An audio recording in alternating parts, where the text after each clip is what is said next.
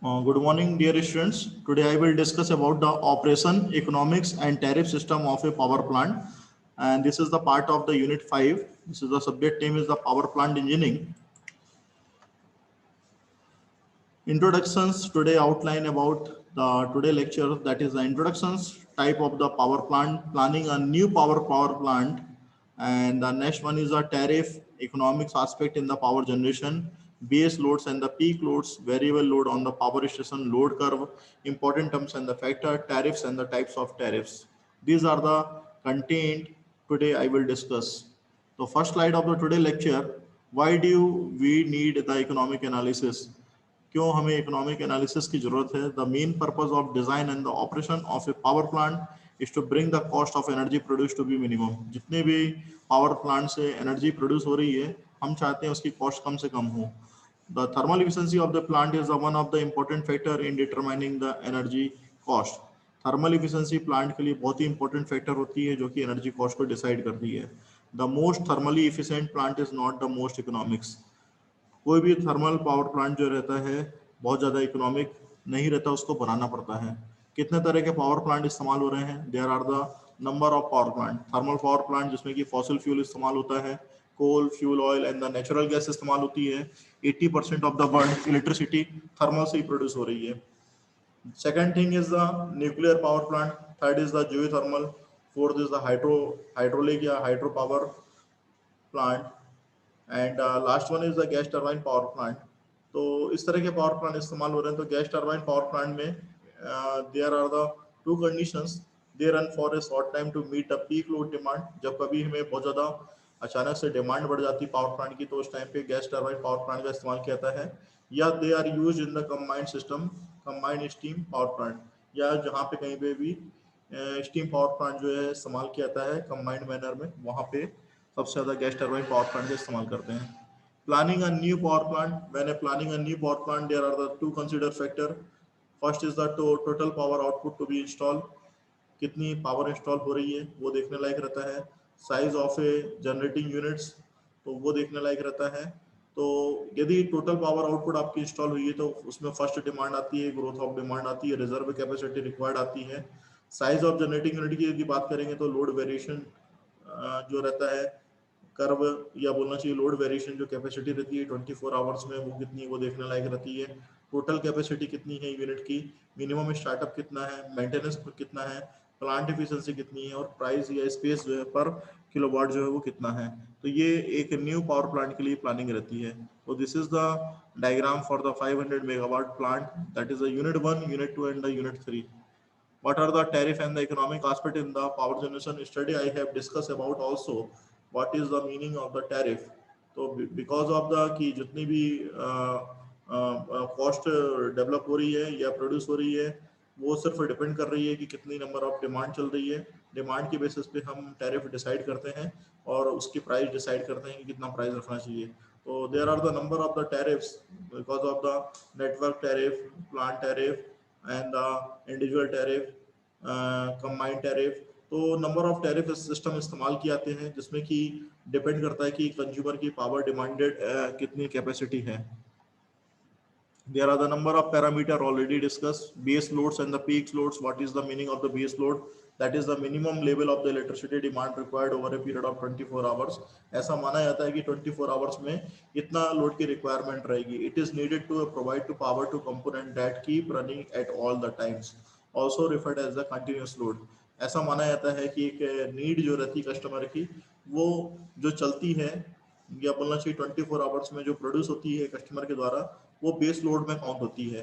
Peak load की यदि बात करेंगे तो दैट इज द कंडीशन कि बहुत ज़्यादा गर्मी पड़ रही है, उस टाइम पे एकदम से इलेक्ट्रिसिटी की रिक्वायरमेंट रहती है, या बोलना चाहिए पावर जो जनरेशन की कैपेसिटी रहती है वो कम रहती है, तो उसको बढ़ाने के लिए हम लोग कुछ अलग मेथोडोलॉजी अप्लाई करते हैं ताकि हम कस्टमर की जो डिमांड्स है या नीड्स है उसको पूरा कर सके. The example of house hold loads जो जितने भी रहते हैं, microwave oven, toaster, television. Example of the peak load where the refrigerator and the HVAC systems are the base demand. तो रेफ्रिजरेटर और HVAC सिस्टम को आज की डेट में बेसिक डिमांड मान लिया गया कि गर्मी तो आपकी मान की चली रहती है, या ईयर द राउंड यदि एसी लगे तो उस टाइम पे भी आपका जो बोलना चाहिए requirement comfort conditions of human being की। कांस्टेंट पावर की यदि बात करेंगे तो जो कि हर टाइम रिक्वायरमेंट है वो बेस लोडिंग में काउंट होता है। पीक लोडिंग वहां पे काउंट होती है जहां पे कि आपकी हाई डिमांड रहती है। Variable load on the power station, जहाँ पे कि लोड जो है फ्लक्चुएट होता रहता है, वहाँ पे वेरिएबल लोड रहता है। उस वेरिएबल लोड को काउंट करने के लिए दो तरह की नीड रहती है। Need of additional equipment increase in the production cost. दो तरह की नीड के हिसाब से वेरिएबल लोड जो है काउंट होता है। लोड कर्व यदि देखेंगे तो एक ऐसा कर्व जहाँ की लोड के वर्सेस में टाइम जो है दिखाया जाता है, that is called a load curve. And the load variation during the whole day 24 hours में रिकॉर्ड किया जाता है कि किस टाइम पे कितनी डिमांड वेरी कर रही है। तो यदि ये ग्राफ आप देखेंगे तो आफ्टरनून में आपको डिमांड इतनी नहीं दिख रही, but during the evening time from 6 to 8 PM बोल सकते हैं, वहाँ पे डिमांड आपको बहुत ज़्यादा दिख रही है। या बोलना चाहिए जो आपका मॉर्निंग 6 to 8 है वहाँ पे डिमांड बहुत ज़्यादा नज़र आ रही है। तो लोड कर्व जो रहते हैं बेसिकली तीन तरह के रहते हैं, residential load curve, industrial load curve and the commercial load curve. तो residential load curve it is different from the industrial load curve, industrial load curve is different from the commercial load curve. तो तीनों ही curve जो रहते हैं different रहते हैं, depends on the capacity और the requirement, कितने तरह की रिक्वायरमेंट, कितनी कैपेसिटी है, उसके ऊपर डिपेंड करता है load curve. The importance of the load curve, the daily load curve show the variations of the load on the power station during the different hours of the day. The area under the daily load curve give the number of the unit generated in the day. फिर third number है the highest point on the daily load curve represent the maximum demand on the station on that day. तो इस तरीके से जितनी भी आपकी यहाँ पे इम्पोर्टेंस हो रही है वो लोड कर्व की है, कि लोड कर्व जो है डिपेंड कर दिया है कि किस हिसाब से डिमांड आ रही है, उसके हिसाब से लोड कर्व को ड्रॉ किया जाता है। तो एरिया अंडर जितना भी डेली लोड कर्व रहता है divided by the total number of hours करेंगे तो आपको एवरेज लोड मिल जाएगा। तो average load is equal to area कि डेली कर्व में कितना एरिया ड्रॉ हो रहा है किलोवाट आवर के हिसाब से divide by 24, that is called the average load. तो this is the graph. Importance of the load curve, यदि इंपॉर्टेंस की बात करेंगे तो लोड फैक्टर आता है जिसमें कि एवरेज लोड और मैक्सिमम डिमांड का रेशियो रहता है। And load curve help in the selecting the size and the number of the generating unit भी रहता है। The load curve help in the preparing the operation schedule of the station रहता है। This is the also importance of the load curve. तो this is the factor where the load curve value will be changed, and the important terms and the factor connected to old reserve, hot reserve, spinning reserve, firm power. These are the important terms already discussed in the previous class, but here I am again discussing about what is meaning the connected load. That is called the sum of the continuous ratings of the load consuming operators connected to the system. Old reserve generating capacity पे dependent रहता है, not in operation. Hot reserve depending on the operation, not in the service. Spinning reserve it is connected to the bus and the ready to the take load. So these are the number of the load and the reserve। Connected load को हम मानते हैं कि जितने भी वहाँ पे domestic या रेसिडेंशियल मान के चले कि जितने भी लोड लगे हुए हैं, पंखे, ट्यूबलाइट, उन सब का जितना भी लोड रहता है वो कनेक्टेड लोड के अंतर में आता है। सपोज यदि 5 ट्यूबलाइट लगी है और वो आपकी 40 वाट की है, या आपके 5 पंखे लगे हैं 100 वाट के लगे हैं, तो 100 इंटू 5 प्लस आपका कुछ माइक्रोवेव चल रहा है, एसी चल रहा है, उसके हिसाब से फिर लोडिंग कैपेसिटी अलग अलग रहती है। तो sum of the connected load all the consumer is the connected load to the power station. Maximum demand की यदि बात करेंगे तो मैक्सिमम डिमांड एक पर्टिकुलर टाइम पे आती है, जिसमें कि हम बात कर सकते हैं कि मैक्सिमम डिमांड कहाँ पे है। अपने पास यहाँ पे यदि ग्राफ में आप देखेंगे तो जो मैक्सिमम डिमांड नजर आ रही है वो 6 PM इवनिंग टाइम पे, जो आप यहाँ पे देख रहे हैं, ये 6 PM इवनिंग टाइम पे आपकी डिमांड जो है सबसे ज्यादा दिख रही है। तो यहाँ पे इसलिए डिमांड सबसे ज्यादा दिख रही है कि हो सकता है यहाँ पे इस तरह का कंफर्ट रीजन ना हो, एकदम से आदमी को अनइजीनेस टाइप का लग रहा हो, तो वहां पे मैक्सिमम डिमांड को हम शो कर रहे हैं। The knowledge of maximum demand is a very important at is determining the कितनी कैपेसिटी का स्टेशन लगाना है और स्टेशन कैपेबल हो पाएगा क्या मैक्सिमम डिमांड को कैरी करने के लिए, ये सारी चीजों को देखना पड़ता है। तो वो इंपॉर्टेंट टर्म्स में आता है। डिमांड फैक्टर जो रहता है it is the ratio of the maximum demand to the connected load already discuss, and the demand factor की जो वैल्यू रहती है वो हरदम लेस देन 1 रहती है। तो जो मैक्सिमम डिमांड रहेगी पावर स्टेशन की वो 80 मेगावाट रहती है। एक मान के चल रहे हैं एग्जाम्पल में, तो कनेक्टेड लोड यदि 100 मेगावाट का है तो डिमांड फैक्टर जो रहेगा वो आपका 80 डिवाइड बाई कनेक्टेड लोड यदि देखेंगे 100 तो 0.8 का हो जाएगा। एवरेज लोड की बात करें तो तीन तरह के एवरेज लोड होते हैं, एक डेली एवरेज लोड होता है, एक मंथली एवरेज लोड होता है, तीसरा ईयरली एवरेज लोड रहता है। तो daily average load number of unit कितनी कंज्यूम हो रही है डेली बेसिस पे divide by 24 hours. Monthly average load number of कितनी यूनिट जनरेट हो रही है मंथ में divide by number of hours in a month. Number of units जितनी जनरेट हो रही है ईयर में डिवाइड बाई द 8760 आवर्स रहता है। इनके बेस पे एवरेज लोड ड्रॉ किए जाते हैं। लोड फैक्टर की यदि बात करेंगे तो लोड फैक्टर कई तरीके से डिफाइन किया सकता है कि कितना एवरेज लोड है, वहाँ पे कितनी डिमांड है, तो इन दोनों का जो रेशियो रहता है लोड फैक्टर रहता है। And it may be of the monthly basis and the daily basis also. तो लोड फैक्टर की जो वैल्यू रहती है वो हरदम एक से कम रहती है। And it is a very very important की for determining the cost, overall cost per unit कितनी जनरेट हो रही है उसके लिए बहुत ही इंपॉर्टेंट पैरामीटर रहता है। Diversity factor already discuss, it is a ratio of the sum of the individual maximum demand to the maximum demand on the power station, and it can be very very useful where the sum of the individual maximum demand are considered, and the maximum demand on the power station whatever the created on that particular time where the sum of the individual maximum demand will be created. Then the power station supplied the load to the various type of the consumer whose maximum demand is generally do not offer at the same time, and the greater the diversity factor the lesser is the cost of the generation of power. What is the meaning of the plant capacity factor already discussed in the previous class? It is the ratio of the actual energy produced upon the maximum energy that can be produced. It will depending on the time also basis कि average demand time पे की basis पे कितनी हो रही है, plant की capacity जो है वो टाइम की बेसिस पे कितनी हो रही है। तो what is the meaning of the total annual plant capacity factor? That is the ratio of the annual kilowatt hour output upon the plant capacity into the 8760।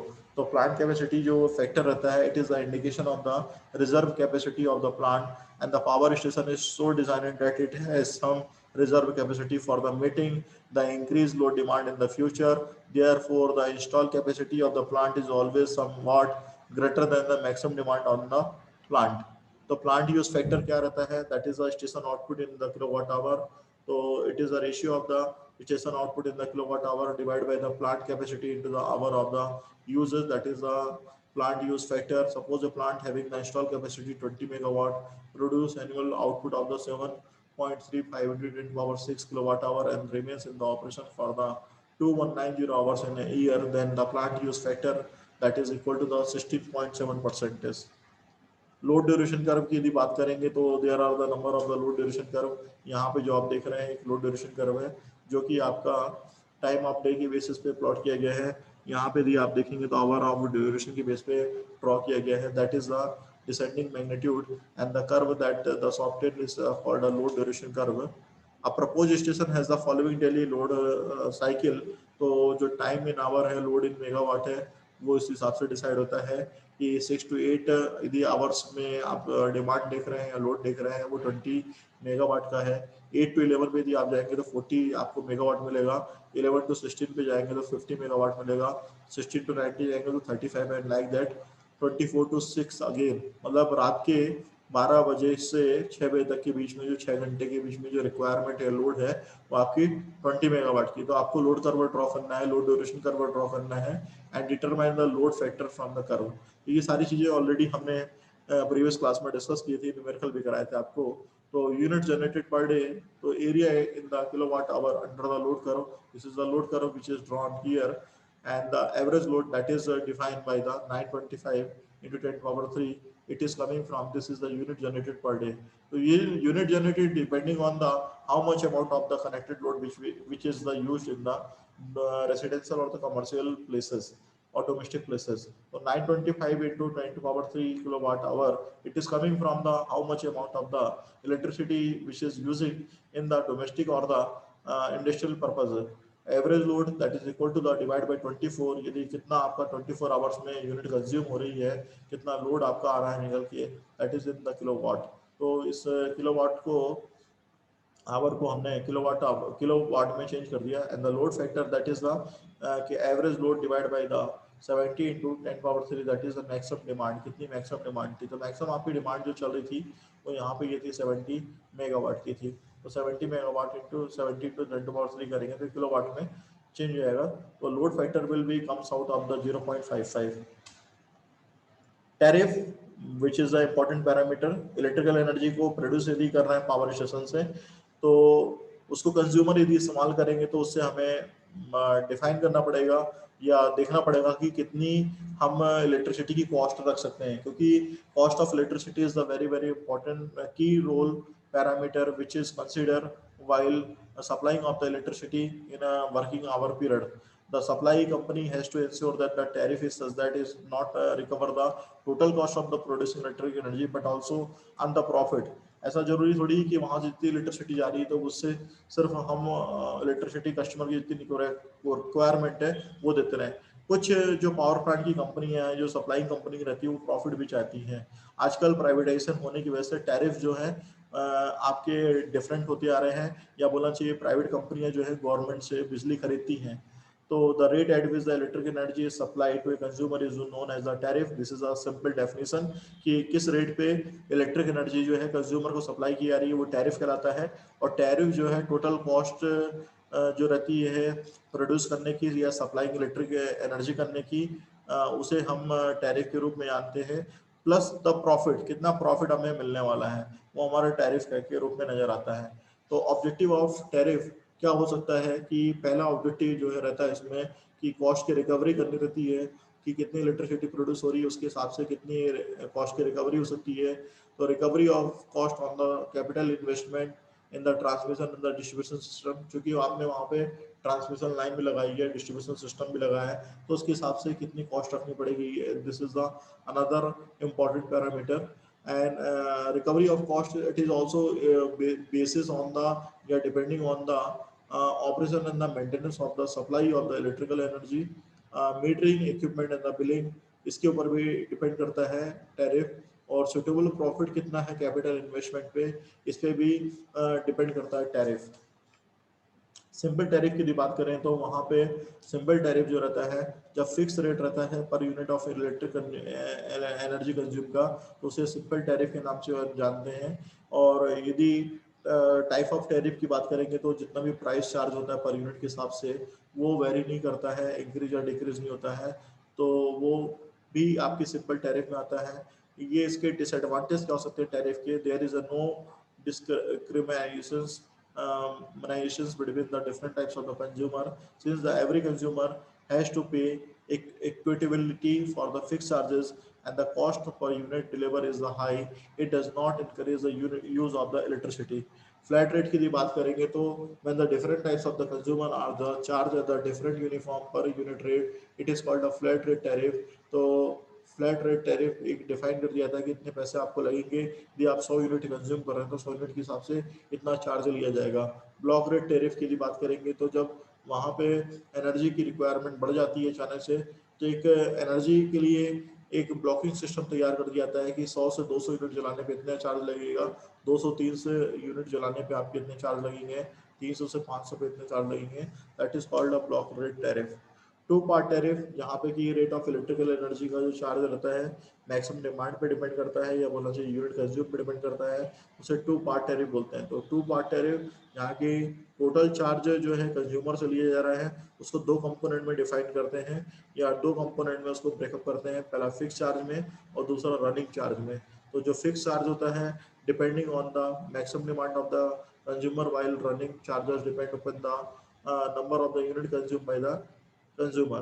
तो रनिंग चार्जेस जितना रहता है वो कंज्यूमर के द्वारा वेरी करता रहता है, जबकि जो फिक्स चार्जर रहता है वो डिपेंड करता है कि कितनी मैक्सिमम डिमांड कंज्यूमर की तरफ से हो सकती है। The consumer is charge at a certain amount per kilowatt of the maximum demand plus a certain amount per kilowatt hour of the energy consume. Types of the tariff, power factor tariff की बात करेंगे तो tariff एक ऐसा system जहाँ की power factor को consider किया जाता है कंज्यूमर के लोड लेने के लिए, उसे हम पावर फैक्टर टैरिफ बोलते हैं। In an AC system power factor plays an important role. A low power factor increases the rating of the stations equipment and the line losses, therefore a consumer having the low power factor must be penalized। Kilowatt ampere maximum demand tariff जो रहता है it is the modified form of the two part tariff कहलाता है। In this case the fix charges are made on the basis of the maximum demand in kilowatt ampere and not in the kilowatt. तो kilowatt ampere जो रहता है वो proportional रहता है power factor के। तो कंज्यूमर जो रहता है लो पावर फैक्टर जो रहता है कंट्रीब्यूट करता है टॉवर्ड्स द फिक्स पार्ट्स की तरह। तो इस टाइप का जो टैरिफ रहता है उसमें कुछ एडवांटेज रहते हैं, जिसमें कि कंज्यूमर को अप्लायंसेस या मशीनरी यूज करने के लिए पावर फैक्टर का इस्तेमाल किया जाता है। There are the another kinds of the tariff system where the it is the name is called the sliding scale tariff, where it is the average power factor counting या बोलना चाहिए average power factor को जहाँ पे हम एक प्रकार से यूज करते हैं वहाँ पे स्लाइडिंग स्केल टैरिफ का इस्तेमाल होता है। And it will be of the 0.8 lagging and taking as the reference, जहाँ की पावर फैक्टर आपको 0.8 होता है वहाँ पे इस तरह के स्लाइडिंग स्केल टैरिफ का इस्तेमाल करता है। और कंज्यूमर की जो डिमांड रहती है उसको हम देखते हैं कि कितनी इस फैक्टर के बिलों में फॉल हो रही है, या बोलना चाहिए कि कितना डिस्काउंट हम कंज्यूमर को मैक्सिमम दे सकते हैं, वो डिपेंड करता है। बिकॉज ऑफ कई बार क्या होता है कि 0.8 जो आपने पावर फैक्टर डिसाइड किया है उस तक कंज्यूमर पहुंच ही नहीं पाता है, तो उसके बाद उसको कंज्यूमर को हमें बेनिफिट देना पड़ता है। तो kilowatt and the kilowatt AR tariff जो रहता है एक्टिव पावर के रूप में और रिएक्टिव पावर के रूप में चार्ज किया था सेपरेटली। कंज्यूमर जो रहता है वो लो पावर फैक्टर रहता है जिसमें कि मोर रिएक्टिव पावर यूज की जाती है और ज़्यादा से ज़्यादा चार्ज लिया जाता है। तो thank you, that is the today lectures. If you have any doubt please ask me.